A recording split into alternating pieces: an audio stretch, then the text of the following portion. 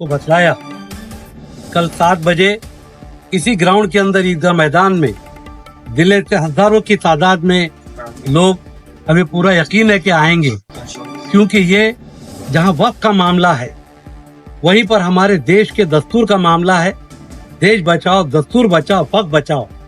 ये कानून जिस तरीके से लाया गया, ये झूठा कानून है, गलत कानून है। इस कानून को जिस तरीके से विरोध इस मुल्क के हमारे उन तमाम हिंदू भाइयों ने किया, वो तमाम सियासी जमातों ने किया, मुस्लिम की तादाद है ही कितनी पार्लियामेंट में। इसलिए कल हम यहाँ पर भी एक करारदाद हमारे उन हिंदू भाइयों के लिए, उन पार्टियों के लिए करेंगे जिन्होंने सरकार को इस वक्त बिल को पारित करने से रोकने की भरपूर कोशिश की। ये उनका एहसान है इस मुल्क के ऊपर।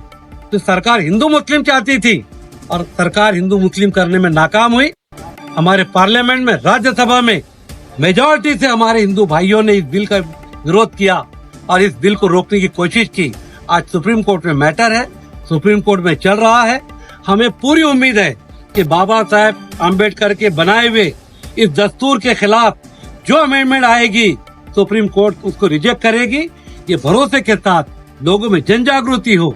All India Muslim personal law board की इमा पर हम इस तरह के प्रोग्राम पूरे जिस तरह हिंदुस्तान में चल रहे हैं, कल एक बड़ा जलसा हमारे डॉक्टर इलियास रसूल साहब की मौजूदगी में हो रहा है, उनकी अध्यक्षता में हो रहा है।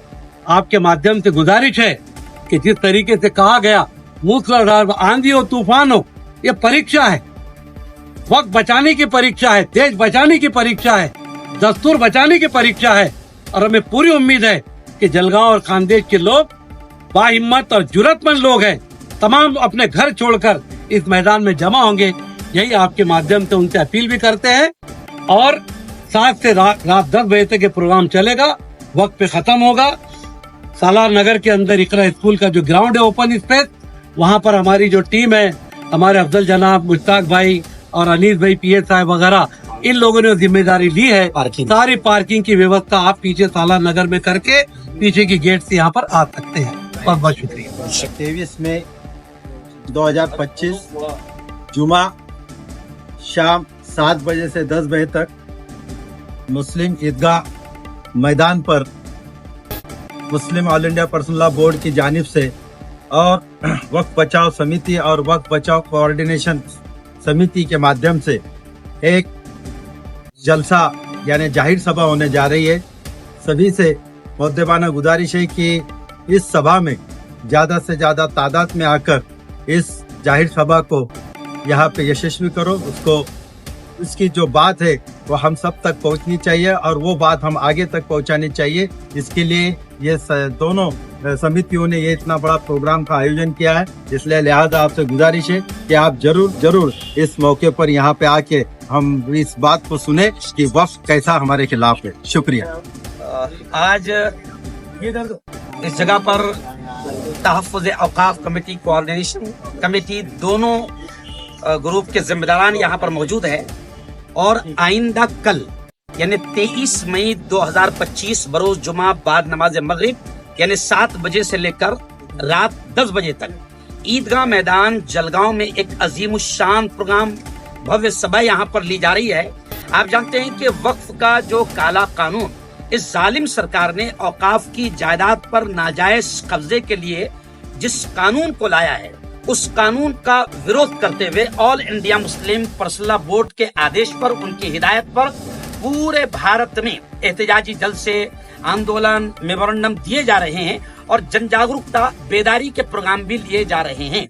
जलगांव जिले के तकरीबन तमाम तहसील में दोनों कमेटियां पहुंची और वक्फ का ये काला कानून किस तरीके से हमारे संविधान के खिलाफ है, मानवता के खिलाफ है और किस तरीके से ये देश को बांटने वाला है, हम तमाम तरफ घूम घूम कर लोगों को बेदारी पैदा कर रहे हैं। और आइंदा कल एक बहुत ही अजीमुश्शान एहतजाजी जलसा इस काले कानून के विरोध में लिया जा रहा है, जिसमें all India Muslim personal law board के कासिम रसूल इलियास साहब, ऐसे ही अशरफी साहब मालेगांव से और अकोला से मुफ्ती अशफाक साहब, ये तमाम जिम्मेदारान तशरीफ ला रहे हैं कि 3 मुकर्रिरीन रहेंगे जो आइंदा कल वक्फ के इस काले कानून को लेकर तफसीली बात करेंगे। मैं आप तमाम से ये अपील करूंगा कि बड़ी तादाद में आप यहाँ पर आए। आंधी हो, तूफान हो, बारिश हो, इस वक्त आपको खामोश नहीं रहना है। किसी ने कहा है कि ये खामोश मिजाजी तुम्हें जीने नहीं देगी, दुनिया में अगर जीना है तो कोहराम मचा दो।